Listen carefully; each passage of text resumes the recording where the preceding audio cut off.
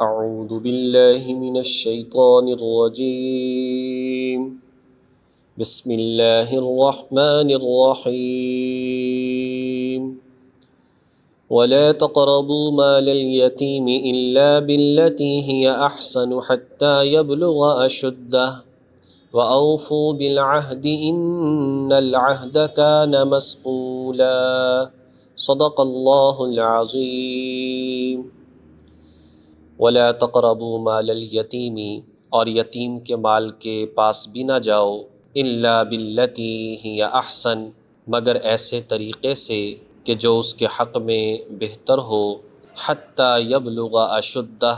جب تک کہ وہ قوت اور جوانی کو نہ پہنچ جائیں، وَأَوْفُوا بِالْعَهْدِ، اور عہد کو پورا کرو، ان العہد کان مسئولا، یقین جانو کہ عہد کے بارے میں تم سے پوچھا جائے گا، تم سے سوال کیا جائے گا۔ بات چل رہی ہے کون سی صفات انسان کو اپنے اندر پیدا کرنی چاہیے، کن کاموں سے بچنا چاہیے تاکہ انسان آخرت میں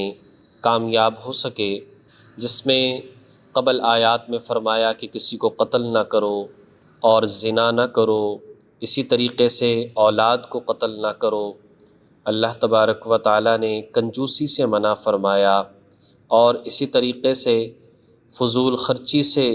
منع فرمایا گیا ہے، اور لوگوں کے جو حقوق ہیں ان کی ادائیگی کا حکم دیا گیا۔ اسی سلسلے کو آگے بڑھاتے ہوئے ارشاد فرمایا کہ یتیم کے مال کو نہ کھاؤ۔ اس حوالے سے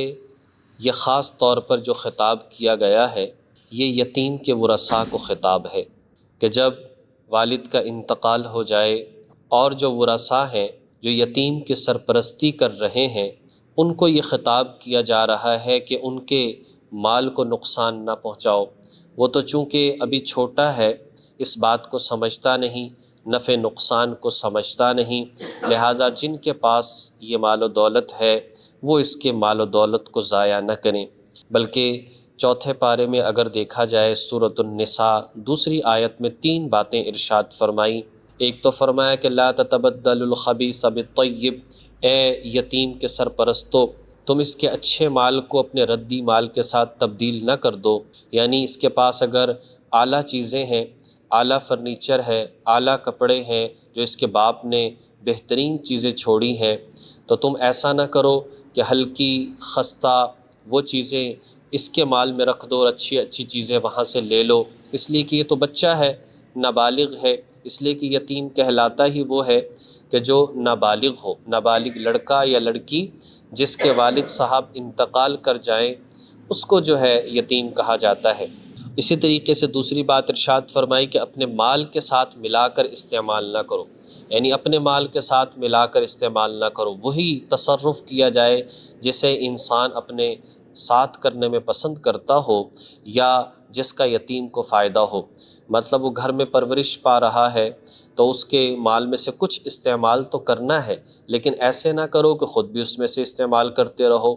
ایسا نہ کرو کہ اس کے پیسے کو ضائع کرتے رہو۔ اپنے لیے چیزیں خریدتے ہو تو خوب مارکیٹ پھرتے ہو، بھاؤ تاؤ کرتے ہو، اور اس کے پیسے سے خریدتے ہو تو کم بھی نہیں کرواتے، جتنا چاہے مال اس کا چلا جائے، تو ایسا نہ کرو۔ اور تیسری بات ارشاد فرمائی کہ جب تک یہ سمجھدار نہ ہو جائیں اس وقت تک ان کا مال ان کے سپرد نہ کرو، ہاں جب سمجھدار ہو جائیں، نفع نقصان کو سمجھنے لگیں تو اس وقت ان کا مال واپس کرنا واجب اور ضروری ہے۔ تو فرمایا کہ یتیم کے مال کے قریب نہ جائیں۔ حدیث میں آتا ہے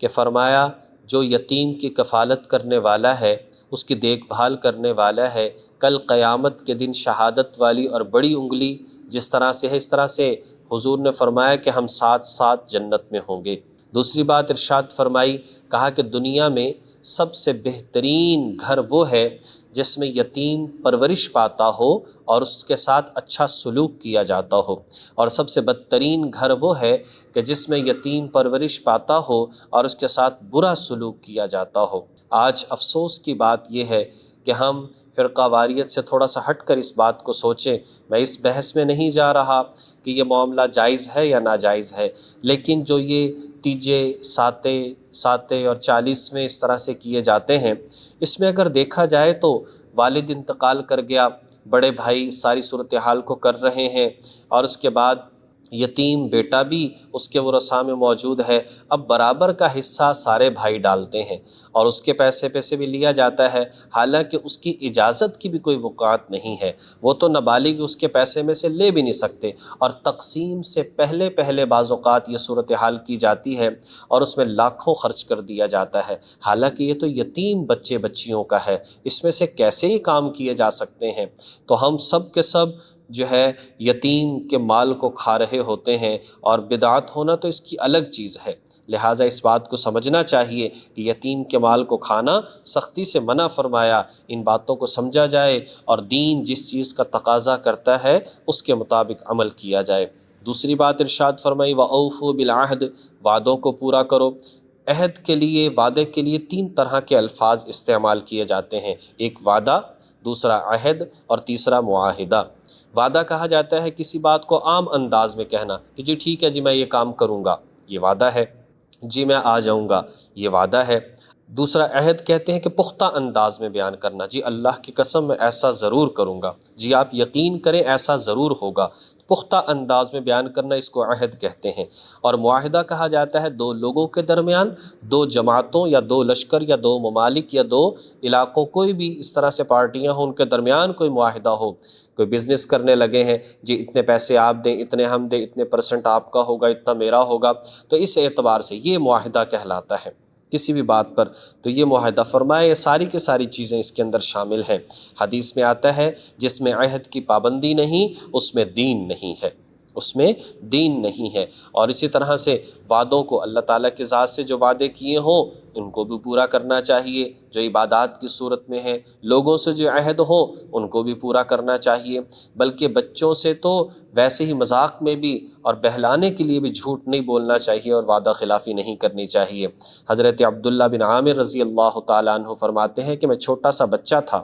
نبی علیہ السلام گھر تشریف فرما تھے، میری والدہ نے مجھے کہا کہ ادھر آؤ میں آپ کو کوئی چیز دوں گی، تو اتنے میں جو ہے حضور علیہ السلام نے فرمایا اے عبداللہ کی ماں، اگر یہ بچہ تمہارے پاس آ گیا تو تم کیا دو گی؟ تو انہوں نے اپنی مٹھی کو کھولا اور فرمایا کہ میں یہ کھجور کا دانہ اس کو دوں گی۔ کہا کہ اگر تم اس کو نہ دیتی تو یہ بھی جھوٹ کہلاتا، وعدہ خلافی ہوتی۔ تو دیکھیں کس انداز سے جو ہے باریک بینی سے اس بات کو بیان کیا ہے۔ ہم بچوں سے وعدے کرتے ہیں آپ یہ کر لیں پھر یہ ملے گا، آپ یہ کر لیں پھر ہم فلاں جگہ جائیں گے، ایسا رزلٹ آ گیا پھر ہم یہ کریں گے، آپ اس طرح سے بات کو مان جائیں پھر آپ کو یہ چیز ملے گی، تو کبھی بھی اس کی خلاف ورزی نہ کریں، سوچ سمجھ کر یہ ساری کی ساری باتیں کی جائیں۔ مسلمان کا تو زبان سے کہہ دینا ہی وعدہ ہوتا ہے، ضروری نہیں ہے کہ اس میں وعدے کے الفاظ بولے جائیں، اس لیے کہ مسلمان جھوٹ نہیں بول سکتا۔ تو بہرحال یہ 2 باتیں یہاں پر ارشاد فرمائی، یتیم کے مال اور کسی بھی انداز سے ناجائز کسی کا مال جو ہے، چاہے یتیم ہو نہ ہو،